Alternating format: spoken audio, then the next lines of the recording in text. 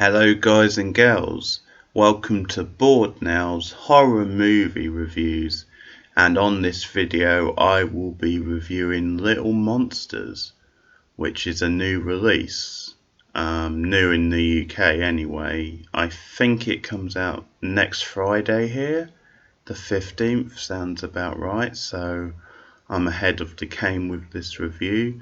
Elsewhere in the world, in America, I think it's come out over the last couple of weeks, so a recent film anyway.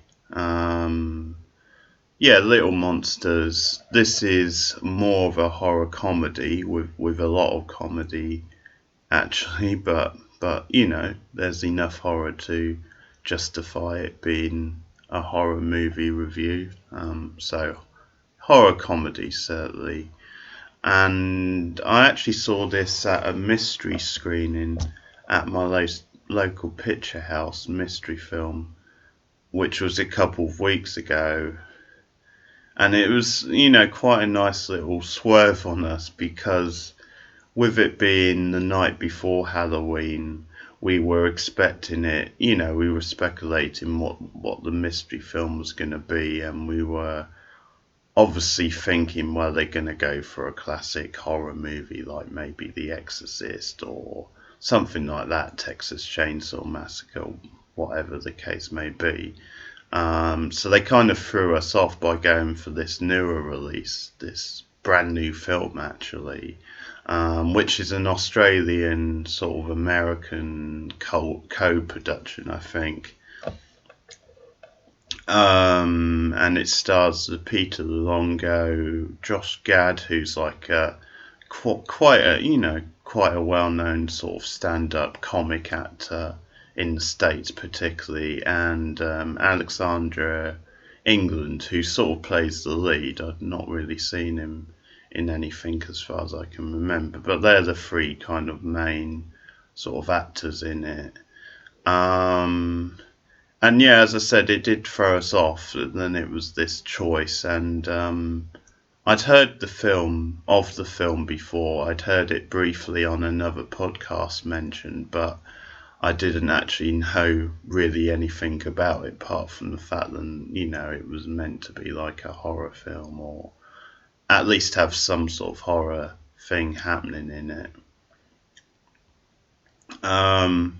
But again, it's sort of funny watching the first half of it, or the first, let's say, 20 minutes at least, because based on those opening 20 minutes, you think, well, this is just a straight up comedy, or maybe like a family type film, whatever. And obviously then it twists on you again. It's almost not that it's a similar film, but it's the sort of feeling you get from something like From Dusk to Dawn, where it starts off as one kind of movie and then it does a complete, 360 in the second half. You get the twist with the vampires, and it's like, oh, okay, didn't see that coming. And it feels like two different movies almost, which is part of the fun of From Dusk to Dawn. And I think it works really well here as well.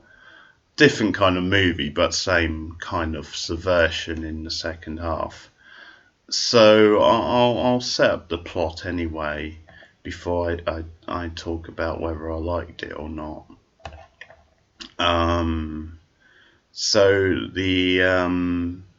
it's kind of a play on the words, the title, because obviously you've got the horror element which comes in later on in the film, but it's Little Monsters is also referring to like the children of the film. So you have this like immature slacker character played by Alexandra England, who has recently come out of a relationship and he just refuses to grow up. He lives with his sister, his older sister, and her boy. She's got a young boy, and he's a bad influence on the boy. He's very immature. Has this, he just speaks his mind all the time, sort of thing, but is very, very lounge about the house. Lots of inappropriate sort of jokes. and then the plot is then he when he's looking after the boy one day, he takes him to like his whatever they call it, kindergarten class.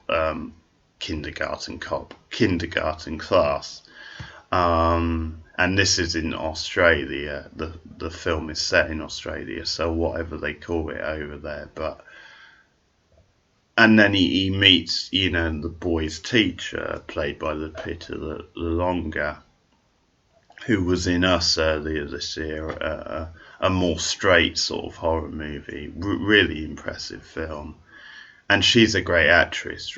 She, whatever you see her in, she's always great, and she's very diverse. This is another sort of side to her you've not really seen to her, a much lighter sort of side, much more kind of charming and likable. I mean, it's the other extreme to Us, which is she's a very disturbed character in that film. But anyway, getting back on track, he basically falls for her character, Lupita Nyong'o, Miss Caroline. Can't remember her first name actually, but yeah, he's instantly taken with her, and it's sort of that gag of he takes a bigger interest in the boy's life after that, because he likes the teacher, and he kind of, being the way he is, he puts his foot in his mouth constantly. But anyway, he's drawn to her. He wants to get to know her, and then so I think one day they go to like a safari type place on like a school trip, and he comes along. And then that's when we get the twist where basically we get these zombies introduced, and they obviously start roaming the park, and they become a threat to the kids. But it's all very tongue-in-cheek the way it sort of plays out, and it's one of those films. It's kind of broad because there's a lot of adult sort of humour. There's a lot of swearing. There's some like raunchy type humor, and obviously with some of the kills and there is gore moments in it for like the horror fans and stuff, but at the same time the whole thing sort of plays out tongue-in-cheek and sort of quite ironic, because one of the big gags is then to try and protect the children from the truth. There's Peter the Longer character is like pretending then the zombies are all just part of the game,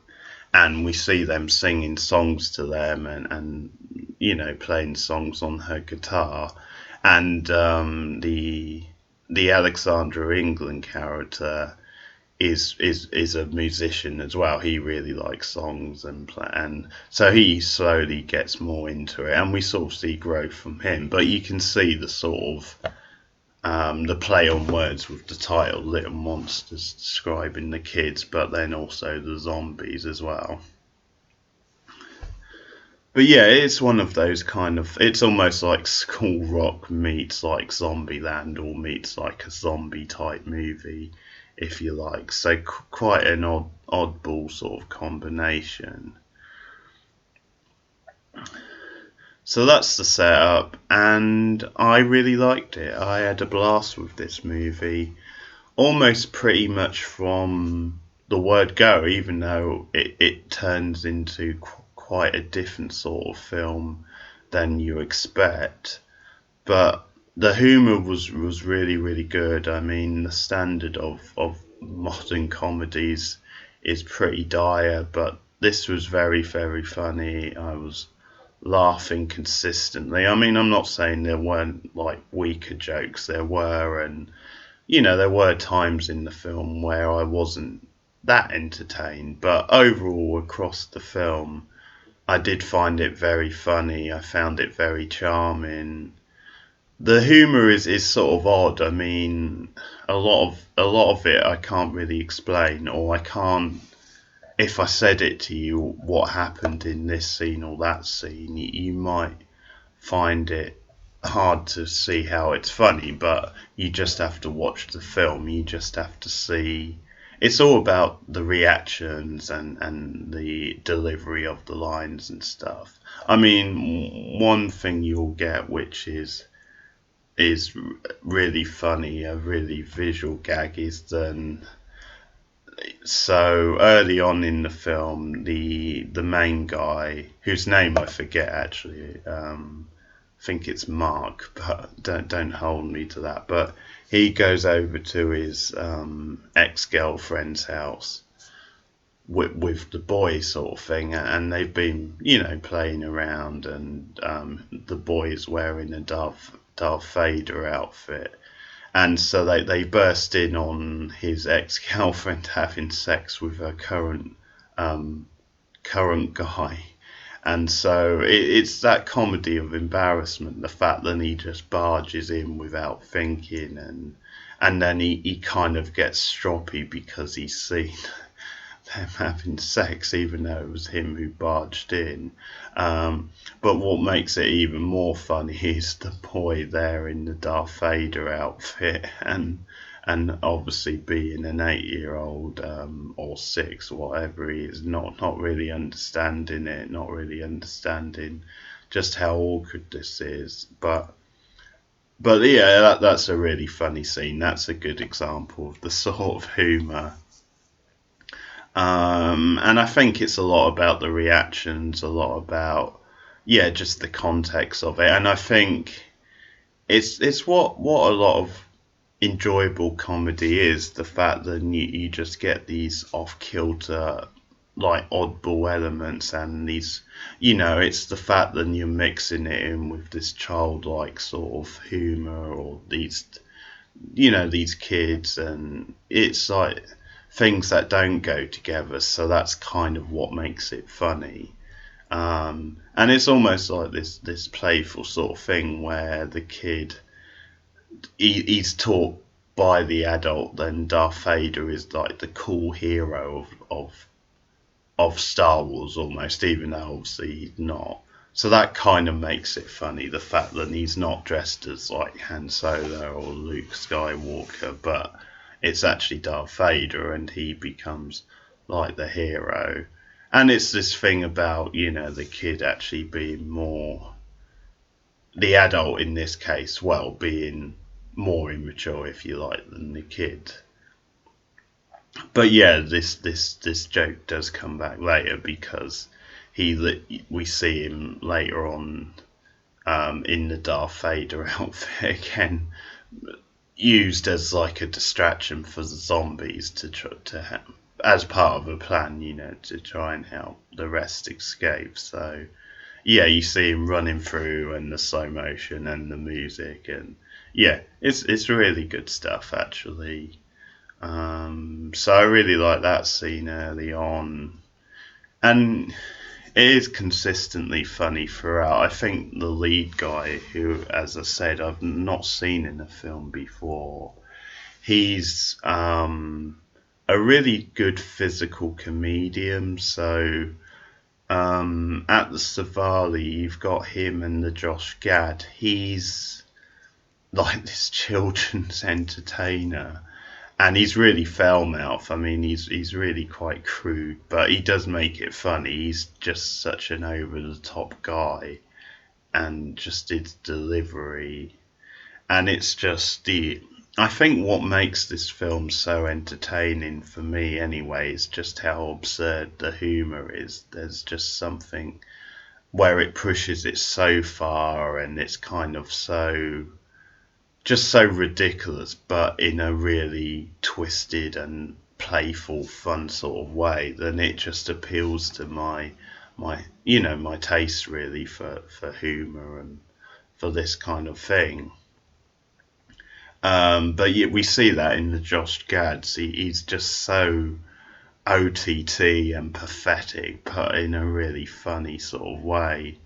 And so we see a scene where he's because basically he's a coward, so he's basically run in like this shelter bit of the theme of the Shafali Park. He's this kind of some sort of like shelter or where the shop would be or something. So he's locked himself in there, and the kids and the teacher and that are sort of caught outside. And so then obviously they're saying, let us in, and he's just being a coward. So the lead character then, he sort of finds a way in, and he jumps in and says, let them in, you coward. So then they just get in this big like fawn sort of fight where they going back and forth, and again, part of the comedy is the fact that you can hear them from the outside. We see the kids and the teacher listening in from outside. But that's a good example where you see the really physical sort of slapstick sort of comedy. So, I mean, basically, the lead character is he's one of those lovable sort of movie type doofuses. He's kind of a classic sort of Jack Black style character where he does say the most inappropriate things, and he's so goofy and he's helpless essentially, but they just make it funny. He makes it funny with his performance, and obviously it's one of those films where you kind of know that over the course of the film he's going to grow, and there's obviously kind of a romantic plot with him and the teacher, although for a lot of the film that isn't really that played up, but you kind of know he's going to grow and there's going to probably be something there between the two of them. So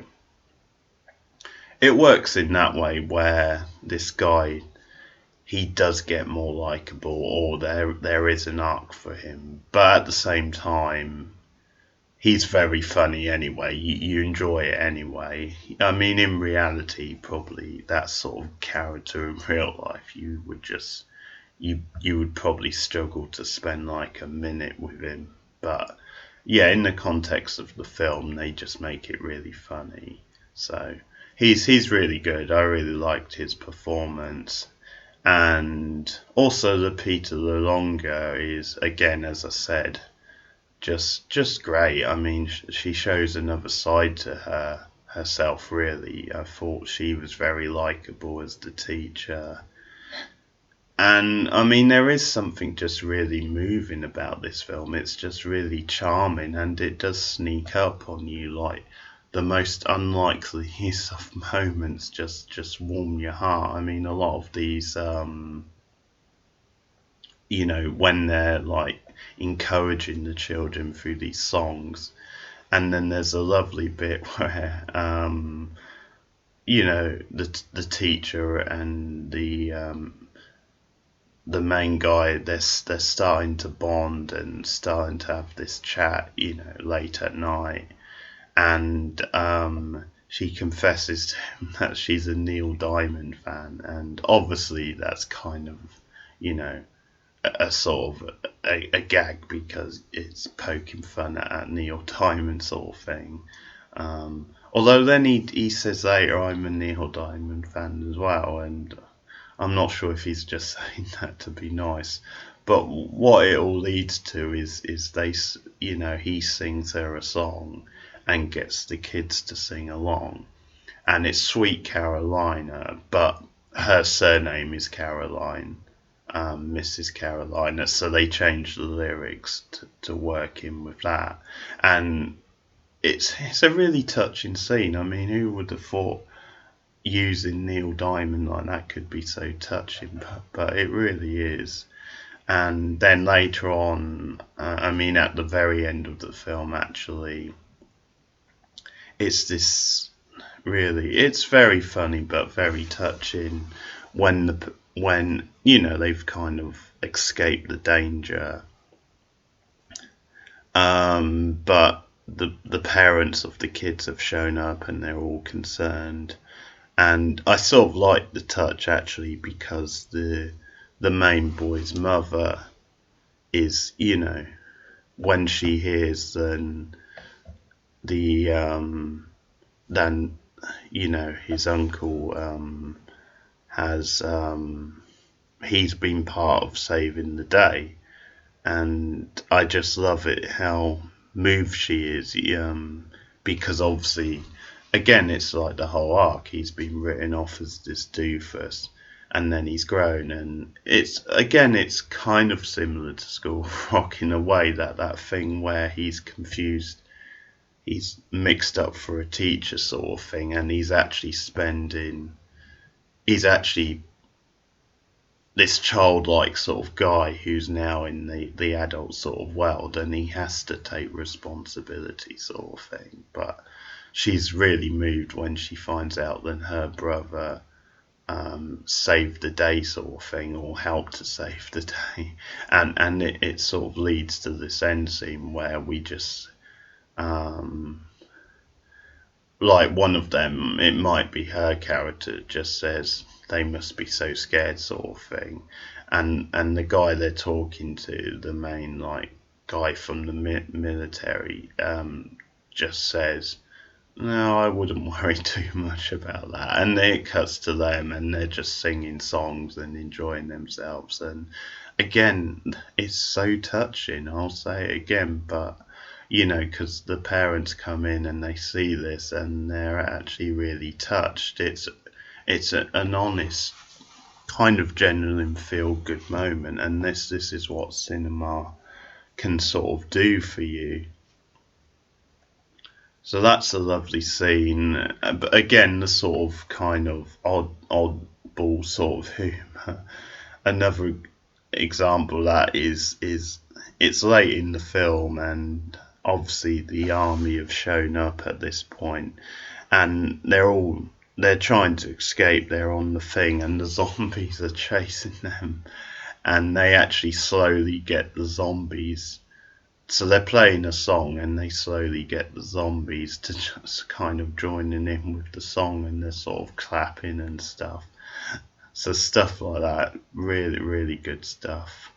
And then there's kind of again a subversion, because they get the army guys to let them pass, and then the zombies come through as well, and they sort of, because the zombies have become kind of entranced by the song, they sort of try and get them to not shoot the zombies, but obviously they're gonna, because they're zombies and they're army guys and they see them as a threat, so they then open fire. So again, you get that sort of juxtaposed type thing.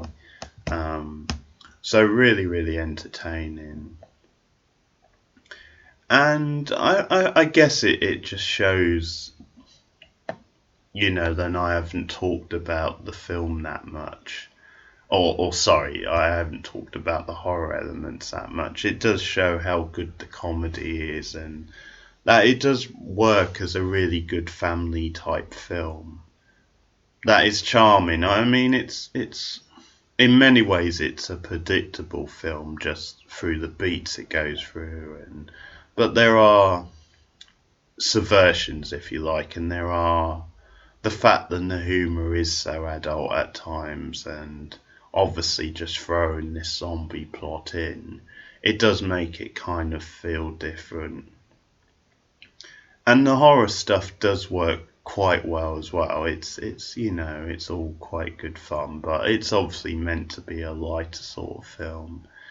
And I guess the important thing is then the two halves work together, and it's a really, really, really funny and charming film. I thought I really liked the characters, and I mean, there's this whole sort of backstory and gag with the entertainer guy, how he's like a failed actor at the actor studio, and he tells the story about how he once worked with Al Pacino there. And yeah, so that's kind of a whole sort of thing with him, that he's a failed sort of actor from the actors, and now he's ended up with kids, and that's why he's so miserable. And again, it goes to some kind of adult places, because he he's just this shallow guy who just talks about how he now just does it to sleep with the mother sort of thing, and he's talking about banging all these mothers basically. But yeah, it's some good shit, and I mean, his character I think works because he's set up as the fall guy, so he's set up to have egg on his face, kind of at the end of the film. But I really enjoyed Little Monsters. It was a real gem. It was a real surprising film, and it does show you how much fun and enjoyable and likable mainstream cinema can be. Um, when it tries to be, yeah, when you strip away all the BS and you sometimes get, this is a really likable film. The casting was really good, very funny, but the horror elements work well also, and yeah, it's a real sort of little gem. It's obviously mainstream enough, but with a few surprise elements, and it's quite broad, I think, in its appeal. So yeah, great fun. I really like Little Monsters, and I look forward to watching it again. So as I said, Little Monsters, I think in America it's probably just come out. So if you've seen it, if you're watching this in America or Canada or wherever and you've already seen it, then let me know your thoughts in the comments below. If you're in the UK, as I said, I think it comes out next week. It should come out on the 15th from what I've seen. So obviously it's good I've gotten this review out early. And yeah, once you've seen it, or if you've seen it at a preview or whatever, then let me know your thoughts as well. And ratings, I'll get to ratings. I'm going to give it an 8 out of 10. I think, just judging it on its own terms, it's a really good time. There's a lot to enjoy about it. It is consistently funny, and it's a real feel-good movie, but again, I think it works well because it has broad appeal. It works for adults and kids, and it gets a good mixture of the horror and the comedy. So, and it's a likable family film as well. It has this nice little structure that sets things up and then pays them off really, really in a satisfying way. Good performances. So yeah, I think on its own terms, I think this is a really good film. So 8 out of 10. I had a really good time with it, and yeah, it will be good to see it again at some point. So that is Little Monsters. If you've seen it, let me know your thoughts in the comments below, and I'll be back with another horror movie review soon. In fact, I think the next film I review, horror film that is, should be the 1974 original Black Christmas, which I watched recently. I watched on Halloween actually, and that should be my next horror review. But thanks for listening, and I'll see you guys again soon. Goodbye.